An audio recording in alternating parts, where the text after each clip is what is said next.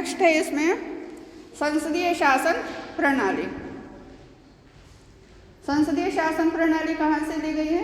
England से ली गई है।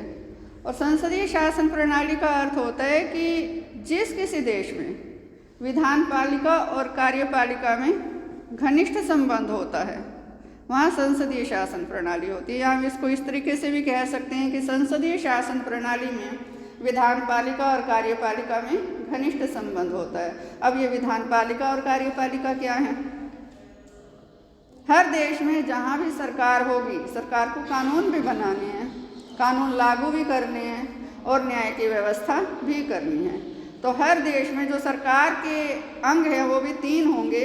एक कानून निर्माण करने वाली संस्था जिसको विधान पालिका कहा जाता है, एक कानून लागू करने वाली संस्था जिसको कार्यपालिका कहा जाता है और एक न्याय करने वाली संस्था जिसको न्यायपालिका कहा जाता है।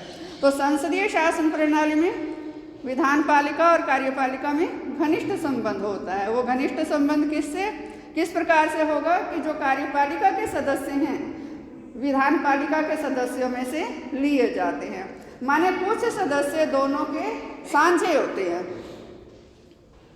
विधान पालिका के सभी सदस्य कार्यपालिका के सदस्य नहीं होते, लेकिन जो कार्यपालिका के सदस्य हैं वो सभी विधान पालिका के सदस्य होते हैं।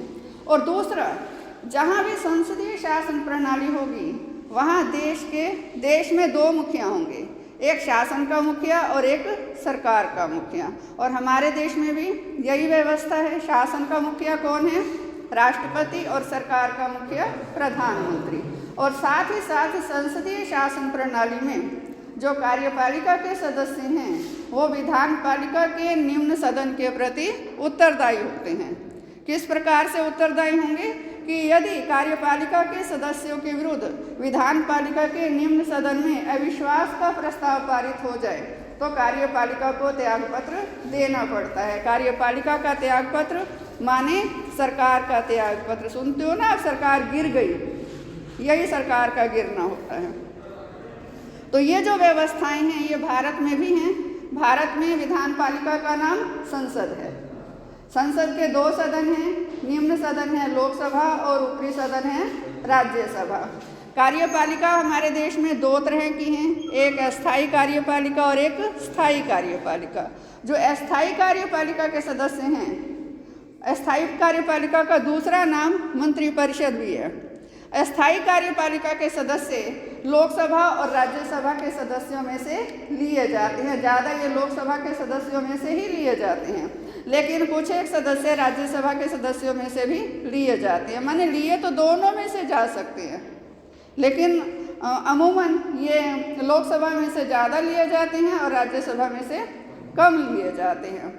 और इसी तरीके से ही अब 2 कार्यपालिका मैंने बताई है ना, अस्थायी कार्यपालिका और स्थायी कार्यपालिका। अस्थायी कार्यपालिका के सदस्य तो लोकसभा और राज्यसभा में से लिए गए, और दूसरी ओर जो स्थायी कार्यपालिका है ये होते हैं प्रशासकीय अधिकारी।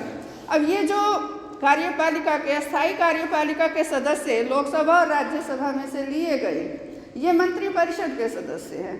क्लियर है? विधान पालिका का काम क्या है? कानून बनाना।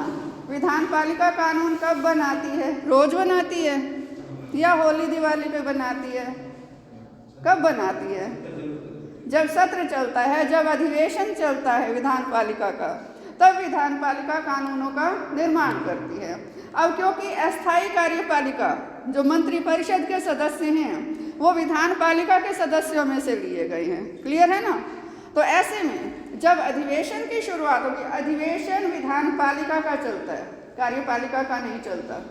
जब अधिवेशन की शुरुआत होगी तो उसमें ये जो कार्यपालिका के सदस्य जो कि विधान पालिका के सदस्यों में से लिए गए हैं वो सभी अपने अपने सदन में कानून निर्माण की प्रक्रिया में भाग लेंगे। जो राज्यसभा में से लिए गए हैं वो राज्यसभा में अधिवेशन में भाग लेंगे। दोनों ही सदनों का अधिवेशन एक ही तिथि से शुरू होता है, एक ही तिथि को समाप्त होता है। और जो लोकसभा में से लिए गए हैं वो लोकसभा में कानून निर्माण की प्रक्रिया में भाग लेंगे। अब इन्हीं लोगों ने कानून निर्माण की प्रक्रिया में भाग लिया, कानून बन गया और लागू किसने करना है? कार्यपालिका ने।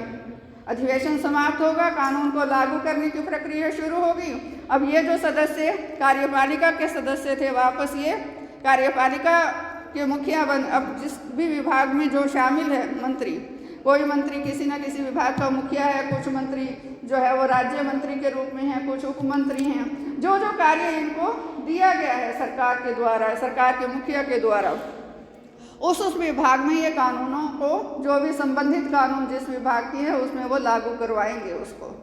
तो इस तरीके से कुछ लोग कैसे हैं, सांझे विधान पालिका में उन्होंने कानून निर्माण की प्रक्रिया में भी भाग लिया, और जब कानून को लागू करने का समय आया तो वो कानून को लागू करने में भी अहम भूमिका निभा रही है।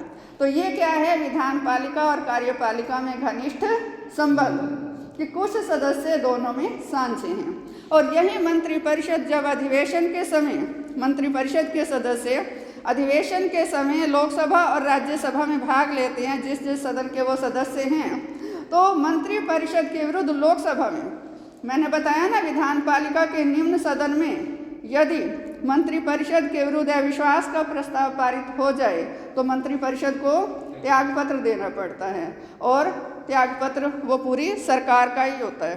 किस लिए? लोकसभा में सरकार किसकी?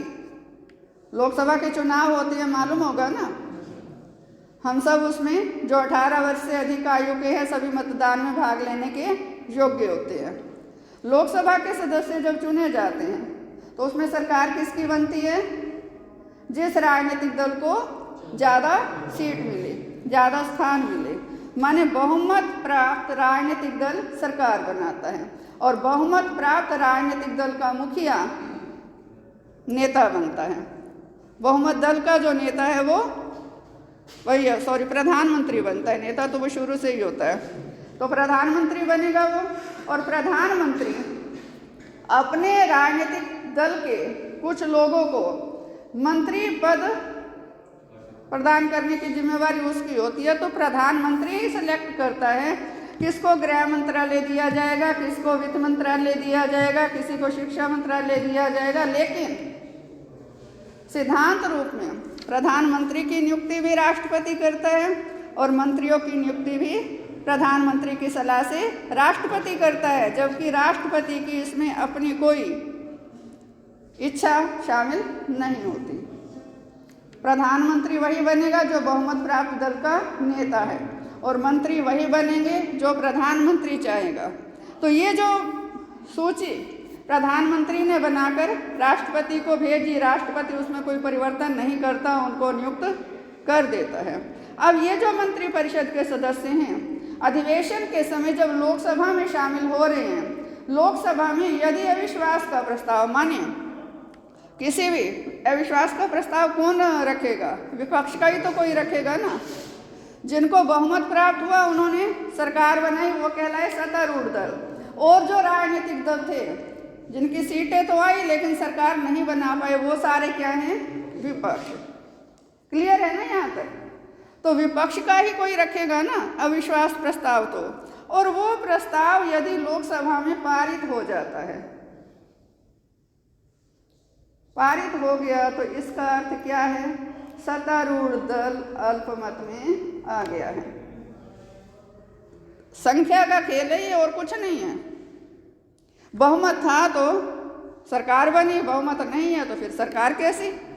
अविश्वास प्रस्ताव पारित हुआ तो इसका अर्थ क्या है कि सत्तारूढ़ दल के पास बहुमत नहीं है, उसके कुछ सदस्य टूट गए हैं, या उन्होंने मतदान में हिस्सा नहीं लिया, किसी न किसी तरीके से वो दल से वादा खिलाफी अपनी कर रहे हैं, दल के विरुद्ध चल रहे हैं। तो जब बहुमत ही नहीं रहा तो फिर उस दल को सत्ता में रहने का अधिकार भी नहीं है। तो इसलिए मंत्रिपरिषद के विरुद्ध यदि लोकसभा में अविश्वास प्रस्ताव पारित हो जाता है तो फिर सरकार को भी त्यागपत्र देना पड़ता है। क्लियर है? ये है संसदीय शासन प्रणाली।